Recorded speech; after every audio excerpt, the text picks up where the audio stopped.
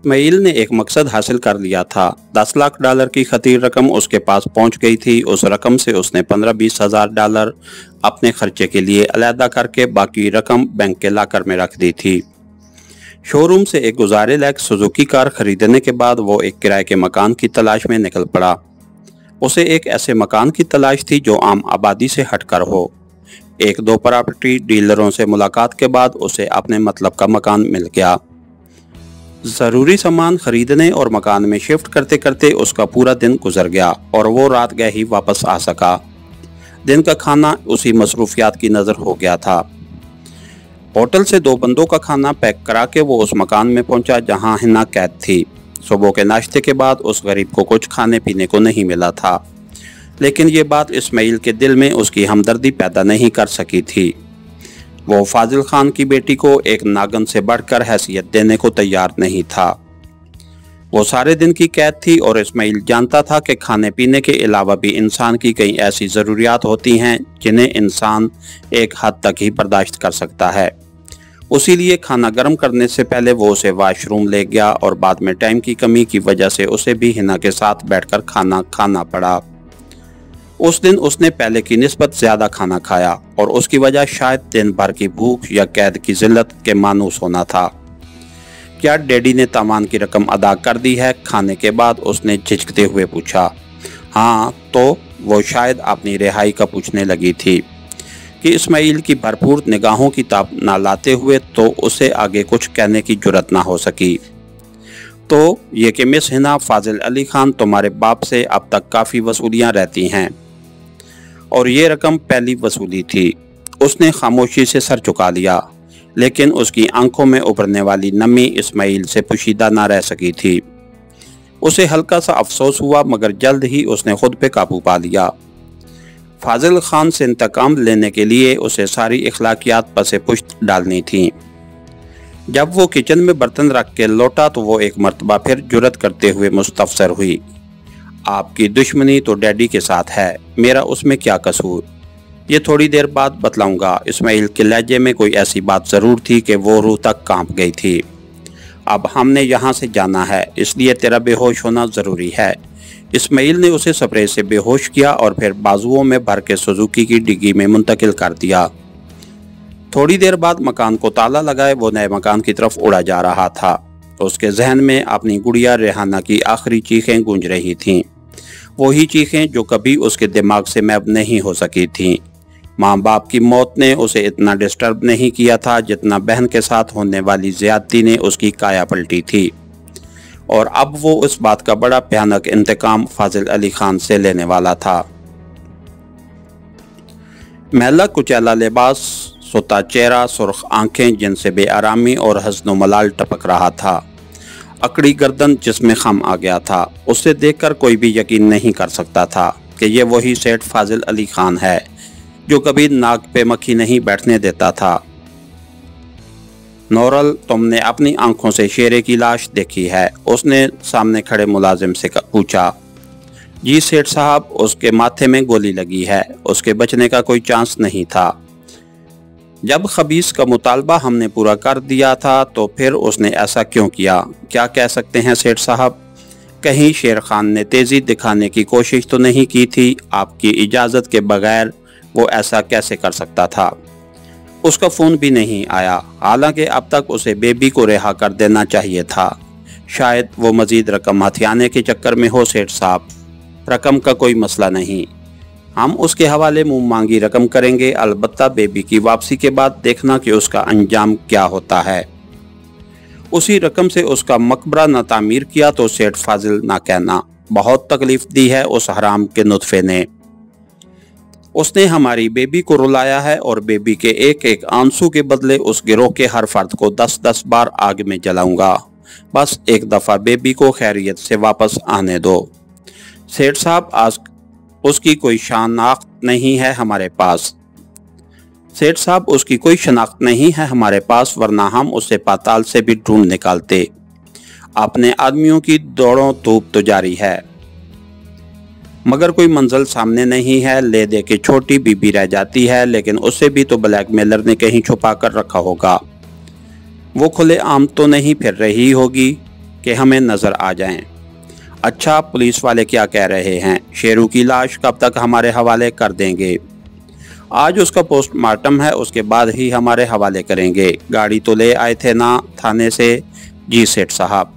नूरल की बात जारी थी कि सेठ फाजिल के मोबाइल की घंटी बजी। उसने बेसब्री से मोबाइल स्क्रीन पर निगाह डाली और पुलिस एसपी का नाम पढ़कर बेदिली से कॉल अटेंड कर ली। अस्सलामुअलैकुम सेठ साहब। वालेकुम अस्सलाम एसपी साहब, क्या नई ताज़ा है? देख लें, तीसरा दिन है और हमारी गुड़िया तलाश नहीं की जा सकी। आप फिर गिला करते हैं कि हम पुलिस की कारकर्दगी को नाकिस कहते हैं।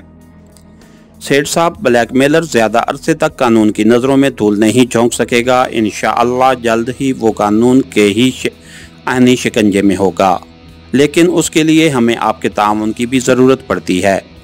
जब आप ही हमें हालात से लाइलम रखेंगे तो हमारी कारकर्दगी खाक सामने आएगी। मैं समझा नहीं एसपी साहब, आप कहना क्या चाहते हैं? देखें सेठ साहब, आपके एक अहम आदमी की लाश कल गाड़ी में मिली और उसे कत्ल करने वाला एक लंबा तड़ंगा नौजवान था, जिसे एक दो राहगीरों ने तुम्हारे आदमी पे गोली चलाते देखा। वो उसे तो कुछ न कह सके, अलबत्ता चौक पे खड़े सिपाही को ये इत्तला पहुंचा दी, बशमूल मुजरिम के हुलिये के, जो वो सरसरी नज़र से देख सके थे। फिर जो बंदा आपकी गाड़ी लेके जा रहा था और पुलिस के नाके से फरार हुआ, वो भी एक लंबा तड़ंगा नौजवान ही था। उसका हुलिया तुम्हारे आदमी शेर खान के कातिल से बहुत मिलता है, बल्कि मैं ये कहने में हक बन जानिब हूँ कि वो यही था। अब लगे हाथों ये भी सुन लें कि जिस जगह से आपकी बेटी अगवा हुई, वहाँ मौके पे हमें एक कार भी खड़ी मिली, जिसमें एक तालिब इल्म बेहोश पड़ा था। उसे पूछ कुछ करने पर यही पता चला कि उसे एक लंबे तड़ंगे जवान ने यूनिवर्सिटी गेट पे लिफ्ट मांगी और फिर स्प्रे करके उसे बेहोश कर दिया। मेरी मुराद उसी यूनिवर्सिटी से है जिसमें आपकी बेटी ज़ेर तालीम है। नतीजा क्या निकला? नंबर 1 के इन सब वाक़यात के पीछे एक ही जवान है, या अगर ज़्यादा हैं तो उनका हुलिया मिलता जुलता ही है। दूसरा, वो आपसे रब्ता करके तावान या जो भी उसका मुतालबा है आप तक पहुंचा चुका है, जिसके मुतल्लिक पुलिस बिल्कुल लाइलम है। जब पुलिस को इस तरह लाइलम रखा जाएगा तो वो खाक कारकर्दगी दिखा सकेगी। उसका तजज़िया 100% दुरुस्त था। फाजिल खान को मुदाफ़ियाना रवैया अपनाना पड़ा। एसपी साहब, आप सही कह रहे हैं, मगर मैं मजबूर था। ब्लैकमेलर ने मुझे वाज़े तौर पे धमकी दी थी कि अगर मैंने पुलिस का सहारा लेने की कोशिश की तो वो मेरी बेटी नाकाबिले तलाफ़ी नुकसान भी पहुंचा सकता है। और ये बात तो आप जानते ही होंगे कि एक बेटी का बाप रिस्क नहीं ले सकता। हमारी इन्हीं कम हिम्मतियों की वजह से जराइम और मुजरमों की तादाद में रोज़ अफसों तरक्की हो रही है। मुजरिम कोई जादूगर तो नहीं है कि उसे ये पता चल जाएगा कि आप पुलिस को खबरदार कर चुके हैं। इसी बात का तो रोना है एसपी साहब। बकौल मुजरिम उसके पुलिस में काफ़ी मुखबिर मौजूद हैं, और उसकी बात से मैं इसलिए मुतफिक हूँ कि इस मामले में पुलिस का महकमा खासा बदनाम है। हर आदमी एसपी सिकंदर हयात नहीं हो सकता। देखें सेठ साहब, एसपी सिकंदर हयात ही नहीं, कई पुलिस वाले आपको उससे भी ज़्यादा ईमानदार मिलेंगे। और जहाँ तक ब्लैकमेलर की धमकी का ताल्लुक है, अगर कोई ऐसी बात हुई भी थी तो आप मुझे सारी तफसील से आगाह कर देते। मैं सिविल कपड़ों में चंद ऐसे पुलिस वालों को मुतय्यन कर देता जो बेकाऊ माल नहीं होते। उसके साथ साथ उनका ऐसे कामों से निपटने का तजर्बा भी काफ़ी ज़्यादा है। मुझे अपनी गलती तस्लीम है एसपी साहब, आइंदा मैं आपके मशवरे के बगैर कोई कदम नहीं उठाऊंगा। इसी में हमारी बेहतरी होगी सेठ साहब। और ये भी याद रखना कि ऐसे मुजरिम अमूमी तौर पे बहुत से गलत दावे करते हैं। अब इस ब्लैकमेलर ने भी आपके सामने किसी बड़े गिरोह का सरबराह होने का दावा किया होगा।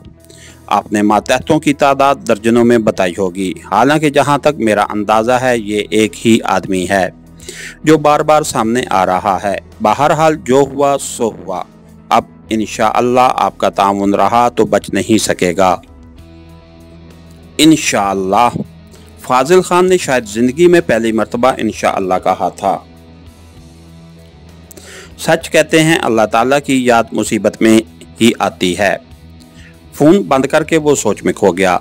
ऐसा कौन सा दुश्मन था जो एसपी साहब के बताए हुए हुलिये पे पूरा उतर सकता था?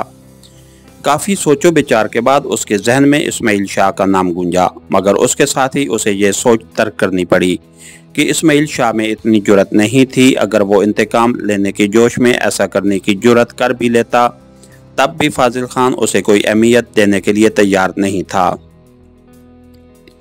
नौरल, इस्माइल शाह को जानते हो? अचानक वो सामने खड़े नौरल से मुखातिब हुआ। इस्माइल शाह, नौरल ने जहन पर जोर देते हुए कहा। सेठ साहब, कहीं ये वही तो नहीं जो हवालात से फरार हो गया था? बिल्कुल वही। क्या वो ये काम कर सकता है? नहीं सेठ साहब, उसमें इतनी जुर्रत कहाँ, वो तो शायद कहीं मर खप गया हो। मेरा भी यही अंदाज़ा है। सेठ फाजिल ने उसकी तायीद की, लेकिन उसके बावजूद उसके दिल में एक खलश सी थी जिसकी तोजी करने से वो कासिर था। इसके साथ ही हमारी आज की एपिसोड का इख्तिताम हुआ। कहानीगर चैनल को लाइक कीजिए, सब्सक्राइब कीजिए और बेल आइकन को प्रेस कर दीजिए ताकि हर आने वाली नई वीडियो आप तक बर वक्त पहुँच सके। शुक्रिया।